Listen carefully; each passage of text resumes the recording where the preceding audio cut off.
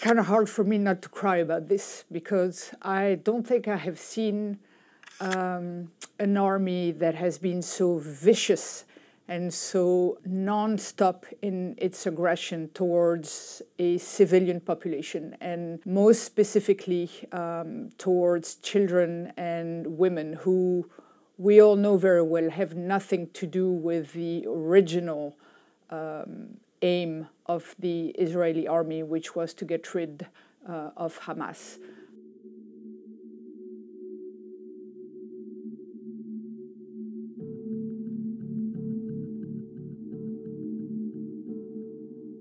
The number of children and women that we see in the emergency rooms of the hospital that we work in is just mind-boggling. And the number of kids who I have seen with amputated arms or legs, or kids who were killed, is just mind-boggling. In June, I was working at Al-Aqsa. I was responsible for the medical activities there. And the Israeli forces came in to Nuseirat to free 4 hostages. When they did so, they killed, call them collateral damage, I don't know, but well over 300 people. I was in the emergency room. We were asked by the director of the hospital to come in. And it was as if I had a 747, in the emergency room. There were people from all ages. It was hundreds of people, dead, not dead, legs blown off, people that were being intubated on the floor, chest tubes being put with no infection prevention control. It was just complete chaos. This is inside the Al-Aqsa hospital, in the emergency hospital. This is in the intensive care, this is in the red zone area. As you can see, there are no beds right now. It's complete chaos. You have people who are being intubated, cared for on the ground. This person in front of us is dead. Or is going to die any minute. And it was such chaos that I had to push these bodies to the side so that we could bring more bodies to take care of. It was, something that I had not seen before, but just the sheer number of casualties overwhelms any hospital. And Al-Aqsa had been the one standing hospital in Deir al-Balah. And so it was receiving all the casualties of all the Israeli strikes. Every casualty, every death will come to Al-Aqsa hospital, where they are counted and recorded, and then wrapped in a body bag or body cloth, and they will be laid in front of the hospital, and all the men will stand in front of the bodies and will pay their last respects. And so this doesn't last very long, but is done with every single body that comes into Al-Aqsa hospital, that it came dead or that it died in the hospital. Eventually, the bodies will make their way here, and they will have this prayer that lasts a few minutes, and then the families will take the bodies and will bury them. But it is a fact of life. This happens all the time, and people sometimes don't even pay attention.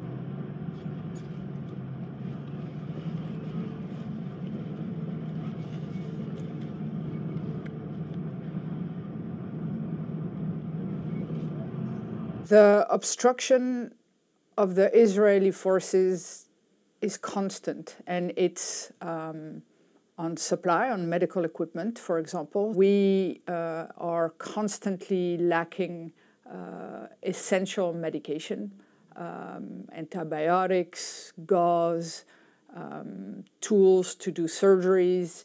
We're lacking food. Food is being prevented from coming in. Of course, people, will try to go and take whatever food is there from wherever they find it. So this one is particularly shocking to me because when I came in January, this beach didn't have a single tent when I was there in January. In fact, I rode in a car with a patient that was critically sick at 100 kilometers an hour on this road. Today, I cannot ride more than 10 kilometers an hour on this road because there are tents everywhere. The population of Rafah, which was about 1.4, 1.5 million people because of all the people who had moved from the north to Rafah, that population then was pushed back to the middle area, right? And then they were doing a yo-yo. But there is no space, not only because the buildings are destroyed, but also because there is just no infrastructure. So where have people gone? They have gone on the beach, on the sand. They have, and as you can see on the picture, they don't have tents. They don't have any structure that is going to withhold, to the elements. They have a carpet. They have, old mattresses. They have a piece of plastic, a few pieces of woods that, stand the whole thing together. And today, the whole beach is jam-packed with those flimsy structures. And it's winter now, and the storms in Gaza are nasty. You have kids who are on the brink of malnutrition. They live in insalubrious conditions. They will get super sick because of the elements.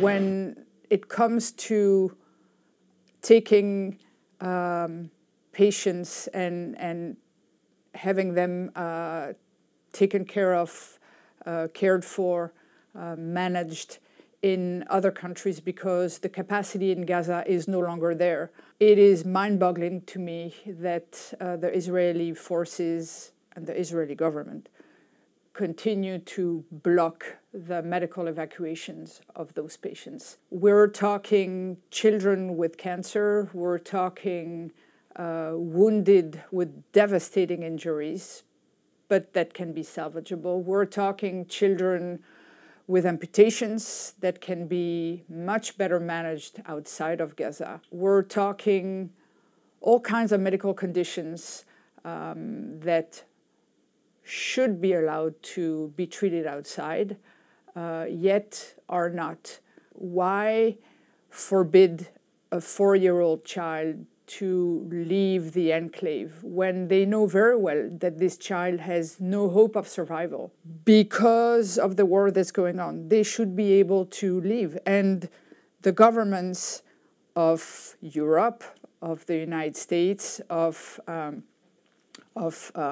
Saudi Arabia, Qatar, there are so many countries that should be able to take these patients. It's the only human thing to do, it seems to me. Yet, we're not seeing at all any visible effort, any goodwill, any genuine interest of the rest of the world to take care of these people. And that has nothing to do with politics. That has just to do with being a human being and caring for the other. I mean, the medical consequences of patients who are unable to leave are obviously catastrophic. Already the future for them is bleak, but the future without, both legs, without the hope of getting, treated in a hospital that has everything for you to be treated, the consequences are, catastrophic for those people. It's just terrible. I mean, I don't think I have enough words to describe the cruelty that that is happening, you know. And this is not one family. This is one family after one family after one family after one family. But overall, when I look at the list and when I see the conditions for which people are asking to leave, yes, they need to be taken care of somewhere else, because the capacity inside of Gaza is gone. It's been obliterated by the Israeli forces, willingly. Like, willingly. Schools, universities, mosques, hospitals, everything is destroyed, everything, so that you cannot stay. You can't stay because there is nothing to stay for. So this is a picture of a building, like many other buildings in Khan Yunis, and I took this photo driving to Nasser Hospital, and as it happens in Gaza, there are a lot of graffitis inside of destroyed buildings or on big slabs of wall that have been destroyed.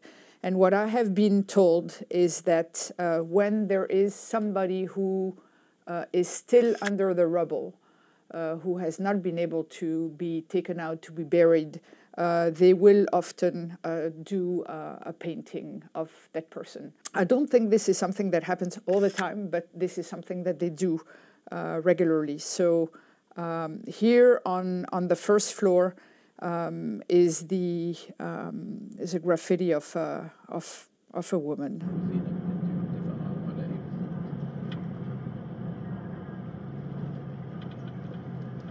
The level of destruction in the north is, if we can imagine, is even worse than the level of destruction in Rafah or Khan Yunis. I think, for me, even when I look at Khan Yunis or at Rafah today, it's not possible to rebuild those places. It is destroyed beyond reconstruction. People live in their destroyed homes. They will put a carpet, they will put, you know, whatever it is that they can, and then they live there. There is no working nothing, but this is their home, and that's where they want to stay. And what's worse is to think that this apocalypse is man-made and is willingly made. There is nothing that was left to chance, and it continues to be the case that none of this destruction is left to chance. I mean, you know, they live on borrowed time. It's a matter of time before you die in Gaza.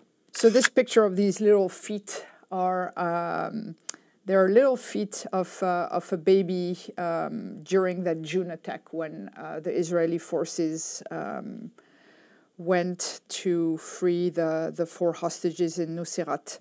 And this was one of the victims of the Israeli strikes. When I was in Al-Aqsa Hospital, when I came in the emergency room, there were, I don't know, hundreds of people lying on the floor. But there was this little kid, I think she was, I don't know, maybe 2 years old, 3 years old. And she just seemed to be sleeping. She was, you know, in like the fetal position, all alone. And we all know that Palestinian families, they are always there with their children. Their children are, you know, God. So you don't leave a kid on its own.